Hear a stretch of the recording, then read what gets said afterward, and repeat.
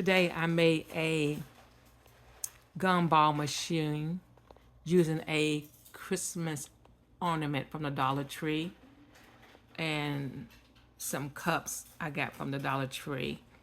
I use some glue dots to hold it down. I added a little cap from the solar baller.